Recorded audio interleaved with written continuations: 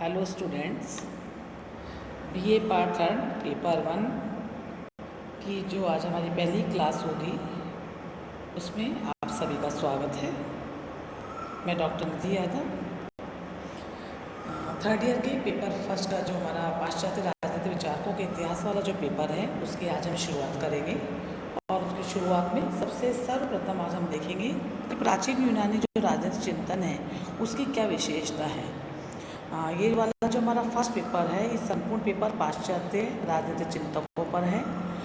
Unit 1 में जो topic है वो प्लेटो और अरस्तू पर है। लेकिन प्लेटो और अरस्तू को जानने से पहले हम ये जानने का प्रयास करेंगे प्लेटो और अरस्तू से पहले का जो यूनानी राजनीतिक चिंतन क्या रहा है और वो उन परिस्थितियाँ थी जिनमें प्लेटो का आविर्भाव हुआ।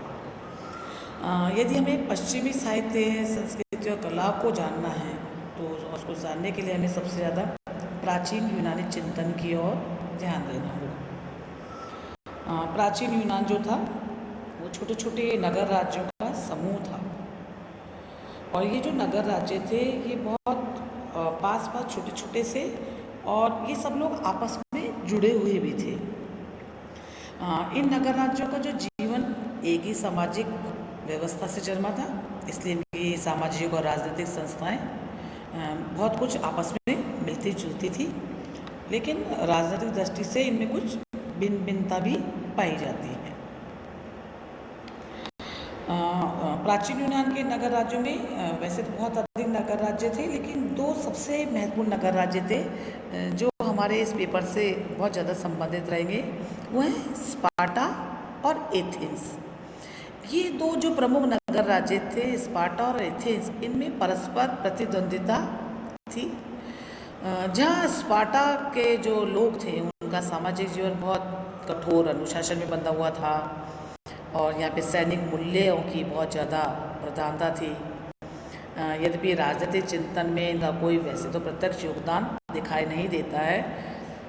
और यहाँ की जो अर्थव्यवस्था थी वो कृषि पर आधारित थी और ये स्पार्टा जो राज्य था ये मूलतः नगर राज्य जो था मैदानी इलाके में बसा हुआ था। लेकिन इसके विपरीत जो एथेंस और स्पार्टा का जो हम के बारे में जो हम पढ़ते समझते हैं वो इसलिए क्योंकि वो एथेंस का विरोधी नगर राज्य था या दुश्मन नगर राज्य था। तो दूसरा जो एथेंस है ये समुद्र के किनारे बसा हुआ था और इसकी अर्थव्यवस्था मुख्यतः व्यापार पर आधारित थी। और जो एथेंस नगर राज्य था यहाँ की जो आबादी थी उसमें नागरिकों के साथ साथ कुछ दास और विदेशी लोग भी यहाँ पे बसते थे और इनके यहाँ पे कोई भी अधिकार इनको प्राप्त नहीं थे। एथेंस में डेमोक्रेसी लोकतंत्र अपने प्रचलित रूप में था, लेकिन जो यहाँ के राजनीतिक अधिकार जो थे, पॉलिटिकल राइट्स जो थे, वो यहाँ के सिर्फ मात्र नागरिकों को ही प्राप्त थे, जिन्हें वो फ्री मैन्स भी कहते थे। मतलब दास जो स्लेव्स थे या जो रेजिडेंशियल एलायंस थे, विदेशी थे, उनके कोई भी राजनीतिक अधिकार यहाँ पे नहीं थे। राजनीतिक प्रतिस्पर्धा में देखें तो बिल्कुल स्वार्थी तत्वों का बोलाबाला था और यहाँ के लोगों में अनुशासन का नितांत अभाव था, जो कि स्पार्टा से बिल्कुल अपोजिट स्थिति थी।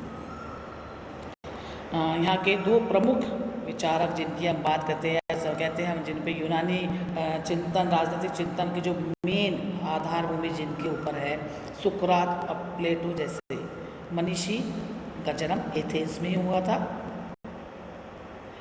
यही वो विचारक थे जिन्होंने यूनानी थी राजनीति की समस्याओं का चिंतन करा और राज्य के उद्धार का रास्ता भी दिखाया।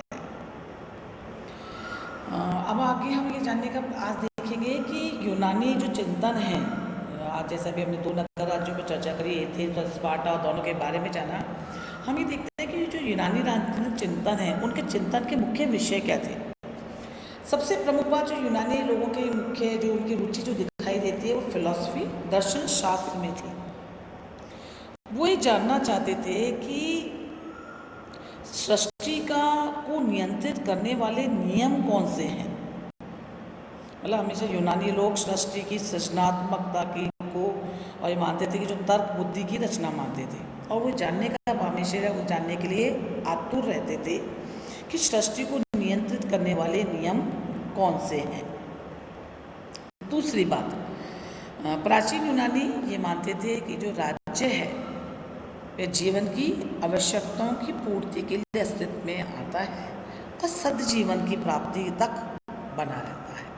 इसलिए हमने देखा कि जो अरस्तु हैं वो भी यही कहते हैं कि मनुष्य स्वभाव से एक राजनीतिक प्राणी है। तो इसका मतलब कुल मिलाकर राज्य उनके जीवन यूनानी राजनीतिक चिंतन का एक अभिन्न अंग माना जाता था।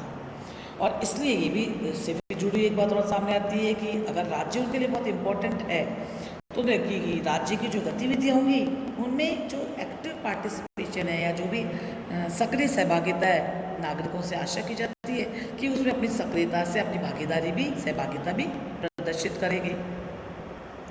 अच्छा, साथ ही साथ एक बात है कि ये जो तात्कालिक यूनान जो है जिसको हम कह रहे हैं जो छोटे छोटे नगर राज्य थे, अब छोटे छोटी संख्या में होने के कारण ये संभव भी था कि वहाँ के लोग डायरेक्टली एक्टिव पार्टिसिपेशन अपना दे।